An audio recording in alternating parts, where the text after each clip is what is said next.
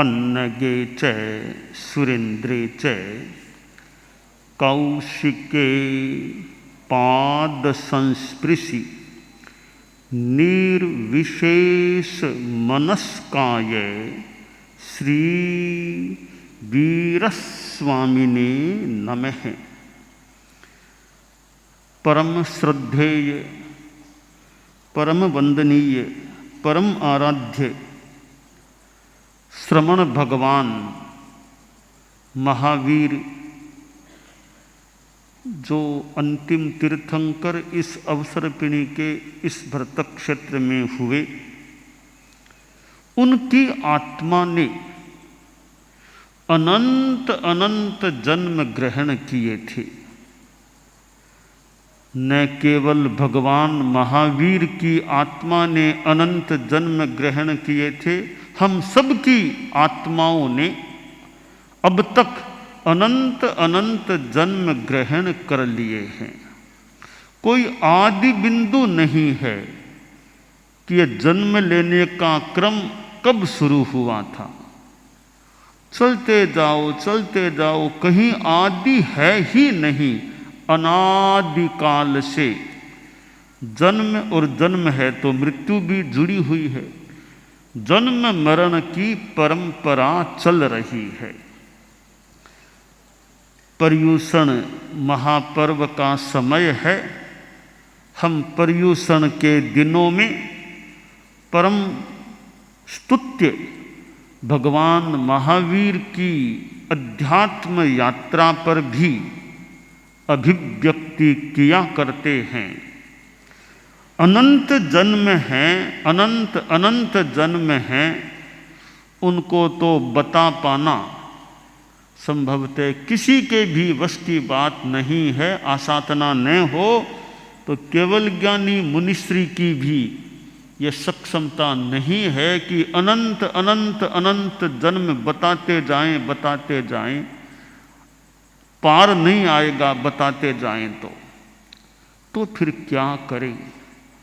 हमने थोड़े से जन्मों को, चयनित जन्मों को बताने का क्रम शुरू किया है, और ऐसे भी ज़्यादा जानकारी भी तो नहीं है। जो यत्किंचित जानकारी प्राप्त होती है उसके अनुसार 27 जन्मों का संग्रहण किया गया है।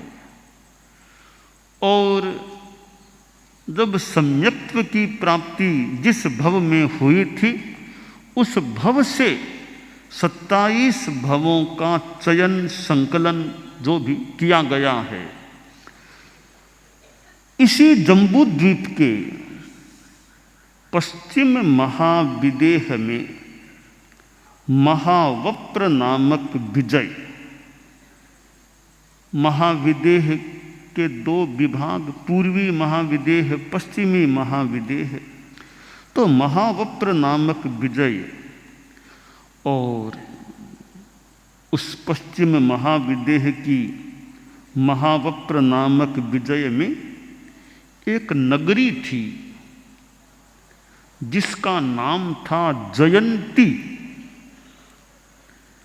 उस जयंती नगरी में शत्रुमर्दन नामक राजा का राज्य था, साम्राज्य था। और राजा एक विशिष्ट व्यक्ति होता है।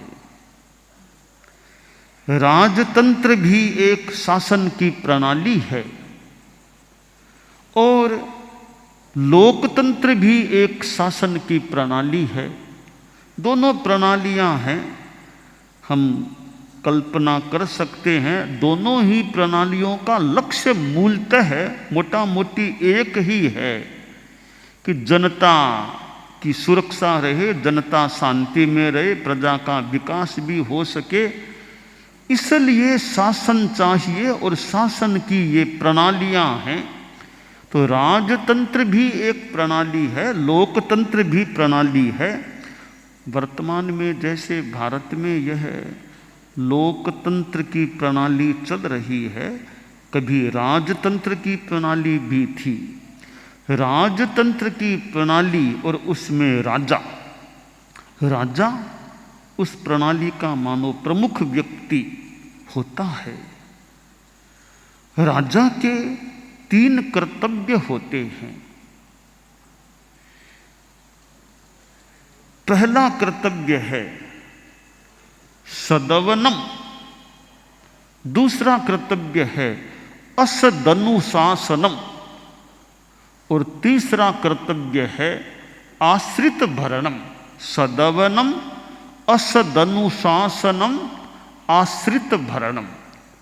सदवनम यानी सज्जनों की रक्षा करना, यह राजा का धर्म है, कर्तव्य है कि मेरे राज्य में भले लोग हैं, सज्जन लोग हैं, उनको कोई उत्पीड़ित न कर दे, उनकी सुरक्षा रहे, इसका ध्यान रखना राजा का कर्तव्य है।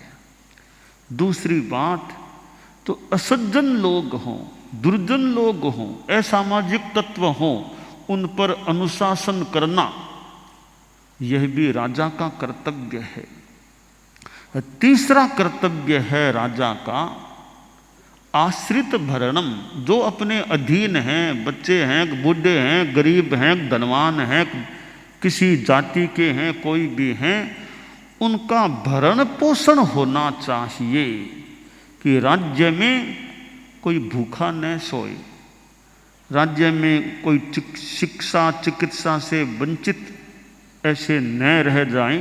तो आश्रित जो अपनी सीमा में अपने अधीन जो नागरिक हैं उनका भरण पोषण हो, नौकरी मिले, काम धंधा मिले, रोजगार मिले, सब काम करें और सब अपना पेट भर सकें। फिर भी कोई बाकी है तो राजा की ओर से पेट भराई की व्यवस्था हो, छत के नीचे सो सकें ऐसी व्यवस्था हो, तो यह राजा का कर्तव्य कि सदवनम असदनुशासनम आश्रित भरणम। तो राजा शत्रुमर्दन जयंती नगरी का राजा और राज्य संचालन के लिए अनेक व्यक्तियों का उपयोग भी करना होता है, किया जा सकता है। नेगेण चक्रेण रहोपयाई, नैकेन चक्रेण रथः प्रयाति। रथ एक चक्के से नहीं चलता, अनेक चक्के चाहिए गाड़ी को चलने के लिए। तो राजा प्रमुख है, वो नियामक है, अकेला तो आखिर कितना काम करेगा। तो राजा भी कुर्वीत सचिवांस तस्मात्, इसलिए राजा को संदेश दिया गया है कि राजा सचिवों की नियुक्ति करे, अपना मंत्रिमंडल सचिव मंडल रखे, सचिवों को अलग अलग काम सौंप दे, सचिवों के द्वारा राज्य संचालन में सहयोग ले। तो ये सचिवों की व्यवस्था क्यों होती है कि राजा मुखिया है, आदेश निर्देश देने वाला है, वो सारे काम राजा के द्वारा करणीय नहीं होते, वो दूसरों से कराए, निर्देश देता रहे, काम पूछताछ करता रहे, दूसरों से काम करवाता रहे। कुछ काम खुद करे, कुछ काम खुद के ही करने के वो तो खुद करे, बाकी जो काम दूसरों से कराए जा सकते हैं और कराना अपेक्षित भी है, तो राजतंत्र में राजा सचिवों का सहयोग ले, मंत्री बनाए, सचिव बनाए, उनका उपयोग करे। राजा शत्रुमर्दन जयंती नगरी में था, तो एक गांव था उसकी अधीनता में, वैसे पृथ्वी प्रतिष्ठान। तो अलग अलग राजा गांवों के अधिकारी, ताकि उन गांवों की देखभाल हो सके, तो वहाँ का जो अधिकारी था पृथ्वी प्रतिष्ठान गांव का, उसका नाम था नयसार। नयसार वहाँ का गांव का अधिकारी पृथ्वी प्रतिष्ठान का। तो राजा को तो इंगित निर्देश देना होता है।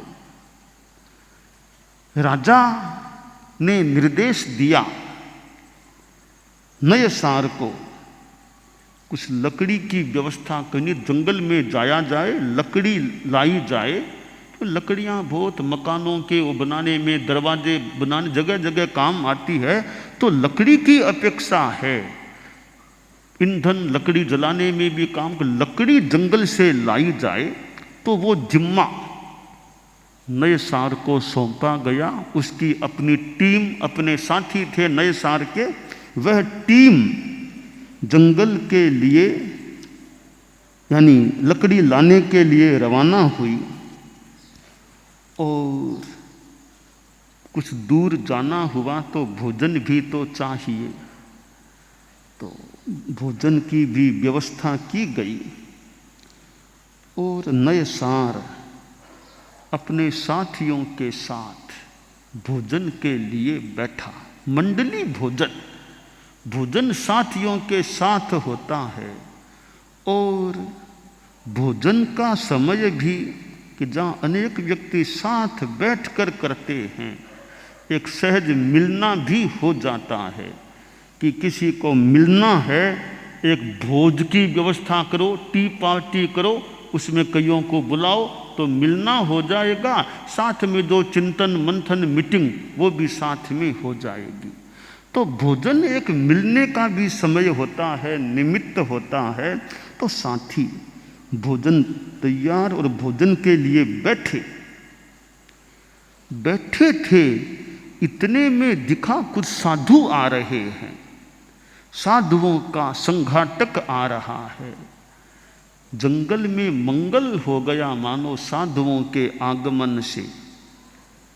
साधु नाम दर्शनम पुण्यम तीर्थभूता ही साधवः तीर्थम फलति काले न सद्यः साधु समागम आश्रय।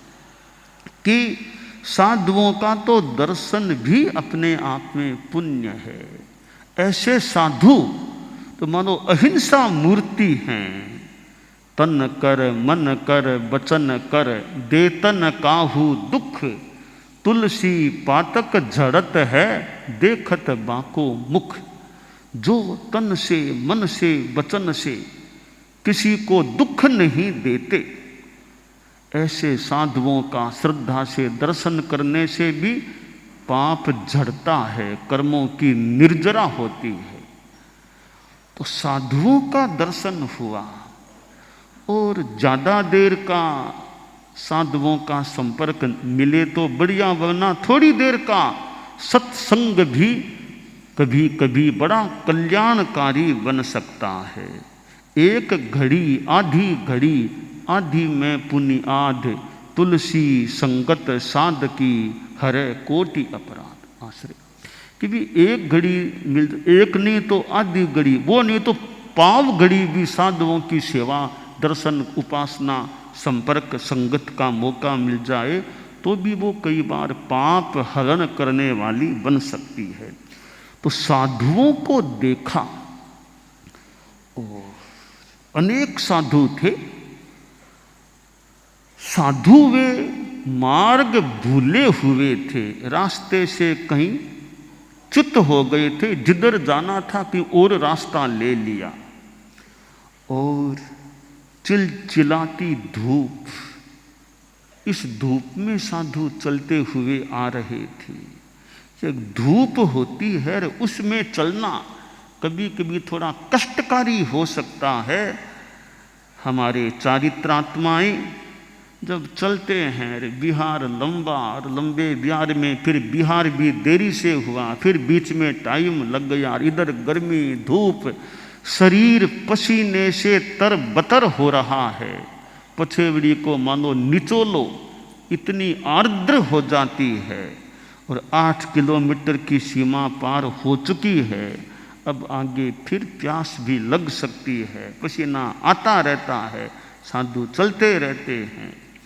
तो धूप गर्मी में उगता ही थोड़ी देर में सूरज मानो तपने लग जाए, ऐसी स्थिति में भी चलना, विहार करना एक अपने आप में तपस्या हो सकती है। कि धूप में पैदल चलना, और जहाँ लंबी लंबी यात्राएं, एक शेष काल में 1000 से भी ज़्यादा, 2000 से भी ज़्यादा किलोमीटर चलना, फिर ये बैसाख जेठ ये महीने भी यात्रा में आ जाते हैं। और उनमें भी चलना, चलते रहो। मानसिक उत्साह होता है, दृष्टिकोण ठीक होता है तो गर्मी में भी यूँ चलना हो सकता है। वो मानसिक उत्साह न हो, दृष्टिकोण वो न रहे तो चलना मुश्किल भी हो सकता है। तो अब साधु भी मार्ग भूले हुए धूप चिलचिलाती धूप में आए तो दोपहरी का समय हो गया था।